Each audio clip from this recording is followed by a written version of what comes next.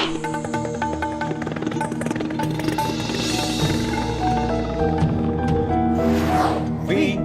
the people of India, having solemnly resolved to constitute India into a sovereign, socialist, secular, democratic republic, and to secure to all its citizens. শুরু করলাম আজকের চতুর্থ স্তম্ভ। আমি সুচন্দ্রিমা, নমস্কার। ইতিহাস নয়, পুরাণে আছে কপিল মুনির কথা। কর্দম মুনি তপস্যায় বসলেন, বিষ্ণুকে তাঁর ঘরে জন্ম নিতে হবে, তথাস্তু। কপিলের জন্ম হলো। কপিল মুনি আশ্রম তৈরি করলেন এই বাংলার দক্ষিণে। তখনও গঙ্গার নামেনি পৃথিবীতে। এদিকে সগর রাজা ৯৯ বার অশ্বমেধ যজ্ঞ করেছেন, আর একবার করলেই তিনি দেবরাজ ইন্দ্রের মতো ক্ষমতাবান হয়ে উঠবেন। কাজেই এবারের যজ্ঞের খোরা ইন্দ্র চুরি করে এনে রেখে দিলেন কপিল মুনির আশ্রমে।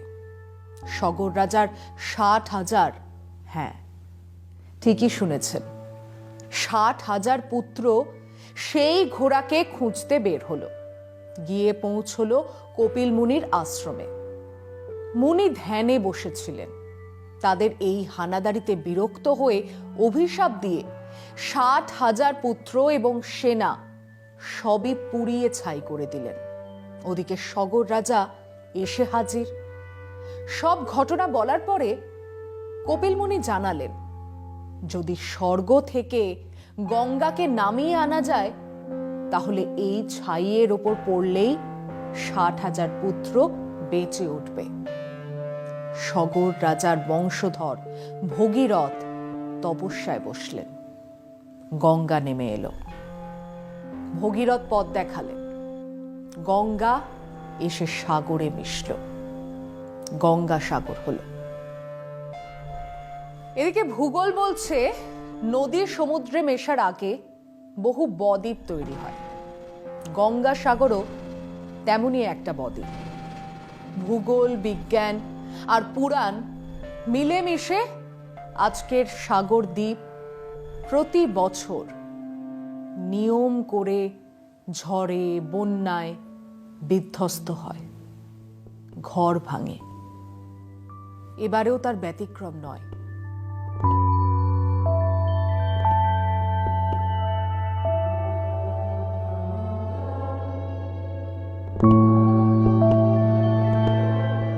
আমরা চললাম সেই সাগর দ্বীপে, সেখানকার মানুষজনের খবর নিতে, যাদের কি আশ্চর্য, আমাদের মতোই একটাই ভোট আছে, তাঁরাও এই বৃহত্তম গণতন্ত্রের শরিক। আমরা রওনা দেবার আগেই কলকাতায় আলো জল সবই ফিরেছে। আপাতত চিন্তা আনলক 1 নিয়ে। এবং আরো একটা খবর হলো, আমরা যাবার আগেই রাজ্য সরকার এই আমপান আক্রান্তদের সরাসরি ২০,০০০ টাকা করে দেবার সিদ্ধান্ত নিয়েছে। আমরা হার্ডউড পয়েন্টে পৌঁছলাম। ওখান থেকে কাকদ্বীপের রাস্তায় না গিয়ে ডান দিকের রাস্তা ধরে কচুবেড়িয়া। এখানেই নদী পার করলে ওপাশেই সাগর দ্বীপ। এধারে হুগলি নদী আর দক্ষিণে বঙ্গোপসাগর। এখানে নাকি ৬০,০০০ কোটি টাকা দিয়ে ৩.৫ কিলোমিটার ব্রিজ তৈরি হবে। মূল ভূখণ্ড থেকে সরাসরি যাওয়া যাবে ওই যে দেখছেন সাগর দ্বীপ, সেখানে।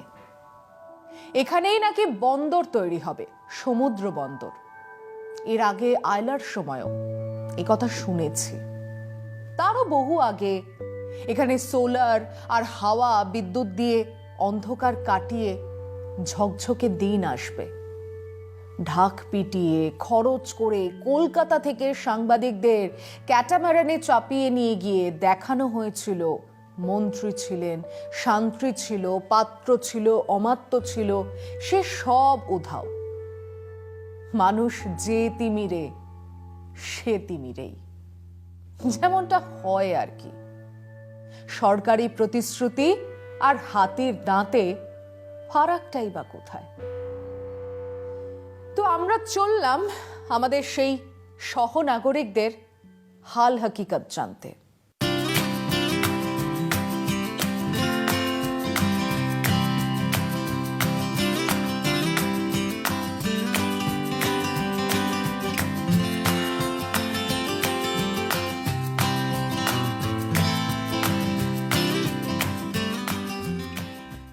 দুধারে গ্রাম নয়, গ্রামের জলছবি, ঘর নয়, ঘরের ভাঙা চাল, ধসে যাওয়া দেওয়াল, ছড়িয়ে ছিটিয়ে থাকা আসবাবপত্র, বইপত্র, তোশক, কাঁথা।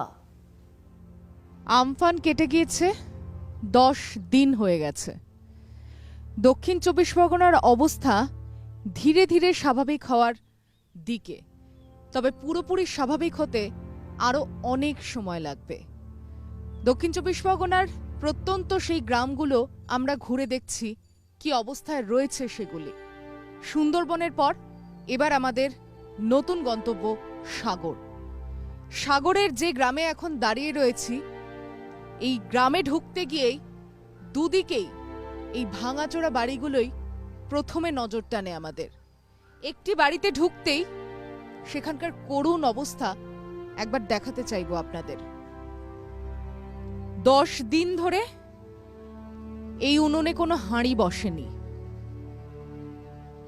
20 মে দুপুর থেকে যখন ঝোড়ো হাওয়া বইতে শুরু করে, অশনি সংকেতটা বোধহয় তখনই পেয়ে গিয়েছিলেন তারা। এই বাড়ি ক্রমেই কিন্তু এই ধ্বংসের চেহারা নেয়।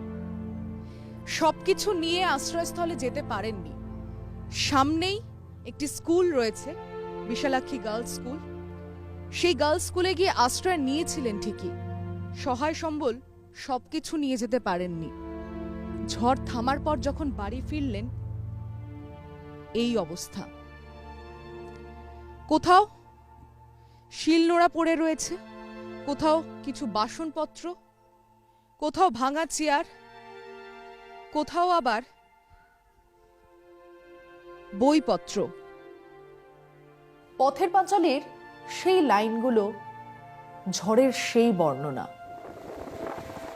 এই হিংস্র অন্ধকার ও ক্রূর ঝটিকাময়ী রজনীর আত্মা যেন প্রলয় দেবের দূত রূপে ভীম।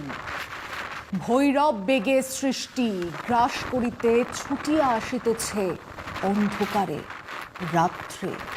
গাছপালায়, আকাশে, মাটিতে তাহার গতিবেগ বাঁধিয়া শব্দ উঠিতেছে।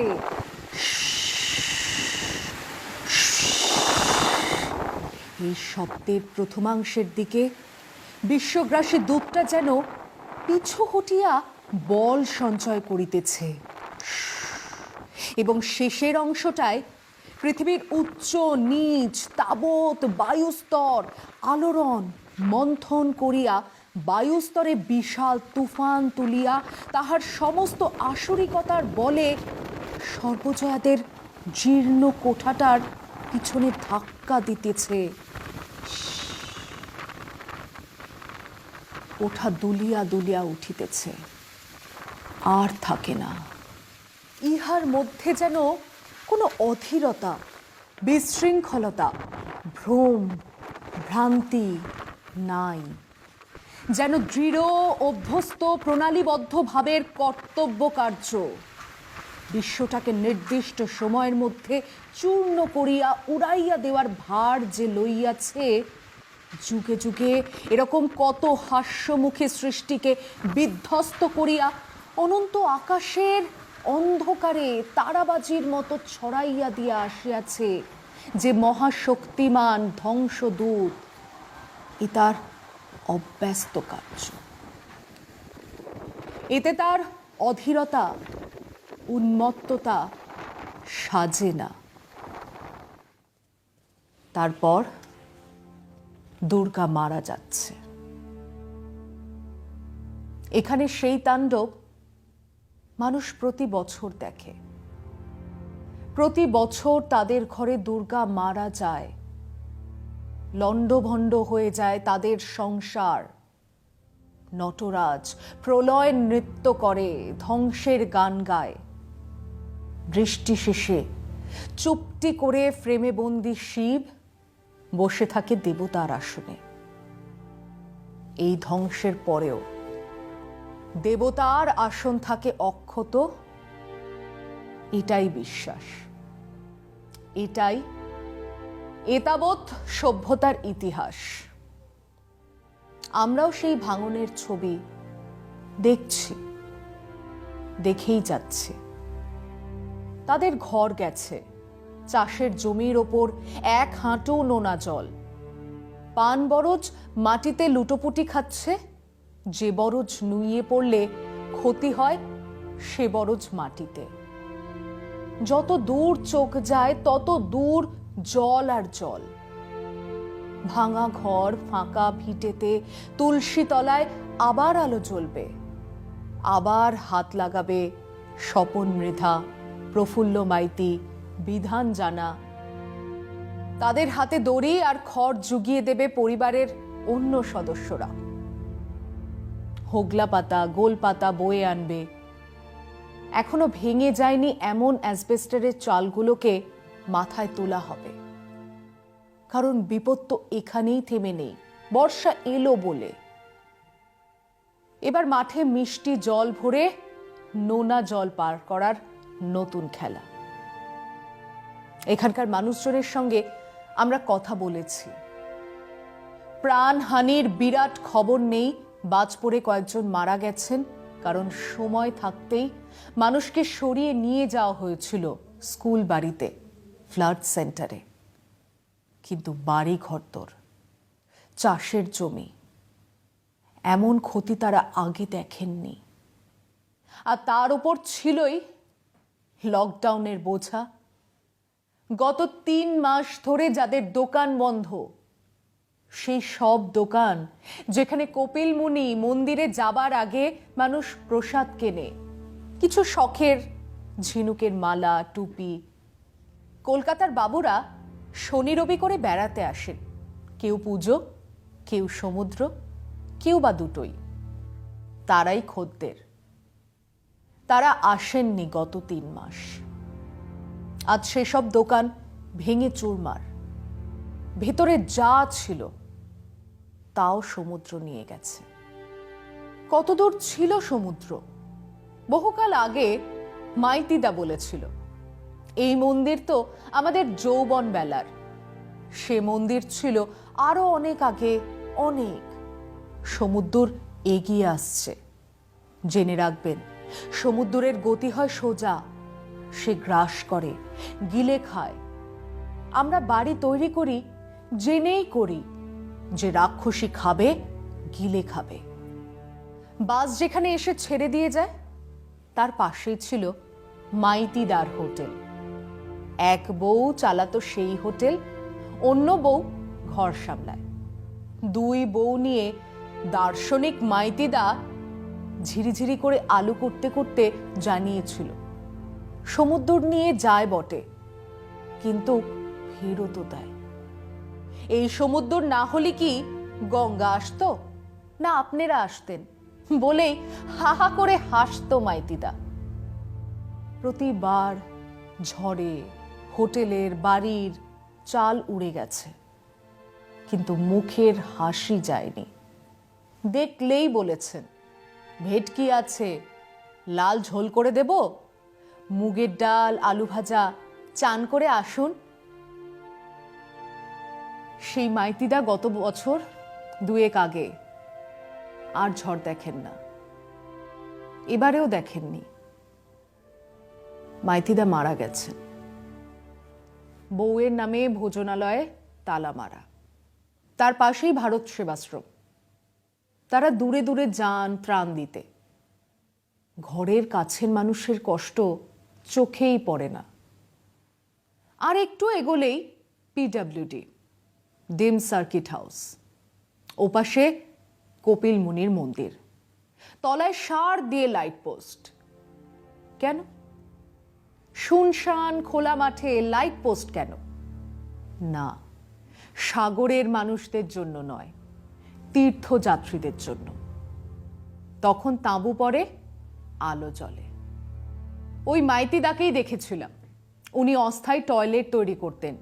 পাশের হোটেলওয়ালা খদ্দের ভাঙানোর জন্য বলতো, ও তো মেলায় টয়লেট সাফ করে। মাইতিদার কানে কি যায়নি? ওই রান্না করতে করতেই বলতেন, গঙ্গাসাগরে সব পুণ্য, সব। সাগরের জলে পাপ ভেসে যায়। সাগরের জলে কেবল কি পাপ ভাসে, পয়সাও ভাসে। গরুর ল্যাজ ধরে বৈতরণী পার হবার পরে, ব্রাহ্মণকে দক্ষিণা দেবার পরে সাগরেও মানুষ ছুঁড়ে দেয় 1 টাকা, 2 টাকা, 5 টাকা। তেমন পাপী হলে, পাপ বোধ থাকলে 10 টাকার কয়েনও ছুঁড়ে দেয়। সাগর ফিরিয়ে দেয় একে একে।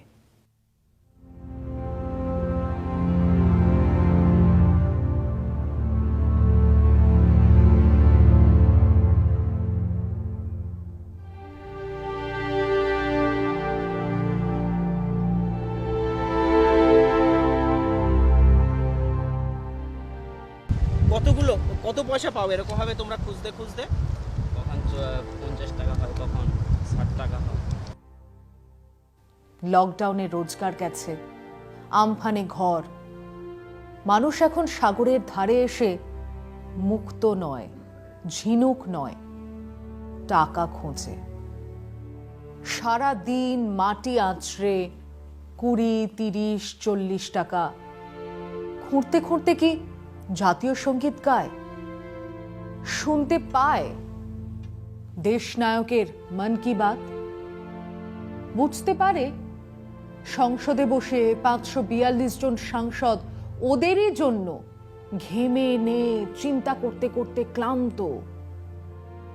সাথ পায় সবকা সাথ সবকা বিকাশের? এসব জিজ্ঞেস করা বাতুলতা। ওরা রেগে নেই, ওরা ভাঙচুর করছে না, বলছে না যে ওদের কষ্ট হচ্ছে, বলছে না hey man I can not breathe. না, ওরা এখনো এরকম বলছে না। মাথা নিচু করে মাটি খুঁড়েই যাচ্ছে। 10 টাকার কয়েন যদি একটা পায়। চারিদিক ভেঙে গেছে, লাইটের পোল, তাতে ওই মানুষজনের কিচ্ছু এসে যায় না। বরং জানে আবার টেন্ডার বের হবে, লাইটের পোল লাগানোর সময় কাজ পাওয়া যাবে। ওদিকে মেজ নেতা সেজ নেতাদের চোখ চকচক, টেন্ডার বের হবে। আমার ঘরে 48 ঘন্টা আলো ছিল না, ফেসবুকে পোস্ট করেছি। 120 ঘন্টা ছিল না, তাও লিখেছি। লাইট পোস্ট খাড়া করার জন্য পকেটে নোট গুজে দিয়েছি, প্রশাসনের বাপ মা উদ্ধার করে দিয়েছি। একটা দুষ্টু ছেলে, কত বয়স হবে, তাকে ডাকছিলাম, শোন না কথা বলবো। একবার তাকিয়ে বলল, খিচুড়ি না ভাত? উত্তর না পেয়ে বলল, কালীনগরে খিচুড়ি দিচ্ছে, সেখানে যাব, বিকেলে থাকলেই কথা হবে তখন। কত বয়স, 7 কি 8? দৌড়লো কালীনগরে খিচুড়ি খেতে। জানে ঝড়ের পর কলকাতা থেকে বাবুরা আসবে খিচুড়ি বা ডাল ভাত নিয়ে। আমফান নয়, 100% ফান তার কাছে। হ্যাঁ কালিদা, এটাই জীবন। আমরা ফ্যান্টাসাইজ করি, ওরা মজা পায়। কষ্ট হয় না? আলবাত হয়। তার বহিঃপ্রকাশ নেই, ভাগ্যিস নেই। থাকলে 5 বছর পর পর ব্রিজ হবে, বন্দর হবে, বাঁধ হবে, চাকরি হবে বলা না ঘুচিয়ে দিত। দুধারে ভেঙে পড়া ঘর, ছড়িয়ে থাকা রোজকার কত জিনিস, সহজপাঠ বা রনে বনে জলে জঙ্গলে পাশে থাকার শপথ ছড়িয়ে ছিটিয়ে মানুষগুলোর মাঝে নিজেকে জোকার মনে হয়। মনে হয় এটাই কি সেই দেশ যেখানে একটা সিনেমার টিকিট, কোল্ড ড্রিঙ্কস, পপকর্ন মিলিয়ে 800 টাকা? সেই শোয়ের আগে আমরা সমবেতভাবে গেয়ে উঠি জয় হে জয় হে জয় হে। কার জয়? কিসের জয়? এই ঝড় থেমেছে নিজের ইচ্ছে। নিজের ইচ্ছে বর্ষা আসবে, আবার ভাসবে রাস্তা ঘাট পুকুর। যে পুকুরের ধারে অপু দুর্গা পেয়েছিল আস্ত নারকোল, আবার ঘরের চালা হবে। মাচায় বুকিং হচ্ছে না বলে যেনাদের বুক ফাটছে তারা, মানে শিল্পী কলাকুশলীরা, আবার বুকিং পাবেন। মাচায় আসবেন, ডায়লগ দেবেন, ভাড়ামো করবেন। নিম্ন স্তরের ওই ভাড়ামো দেখতেই মানুষেরা আমোদিত হবে।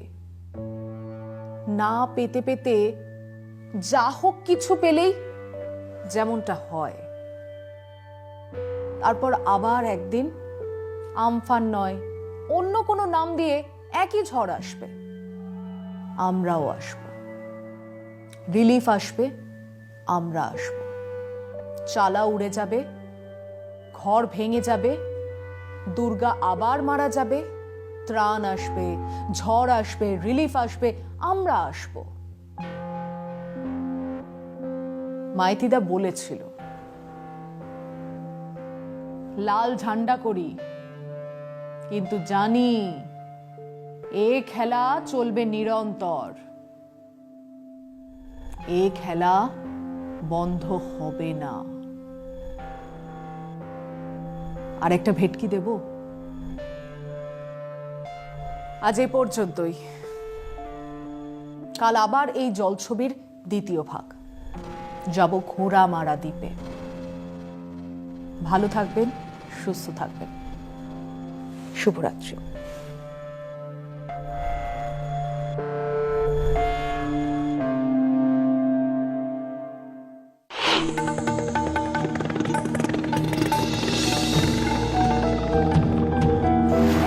We, the people of India, having solemnly resolved to constitute India into a sovereign, socialist, secular, democratic republic, and to secure to all its citizens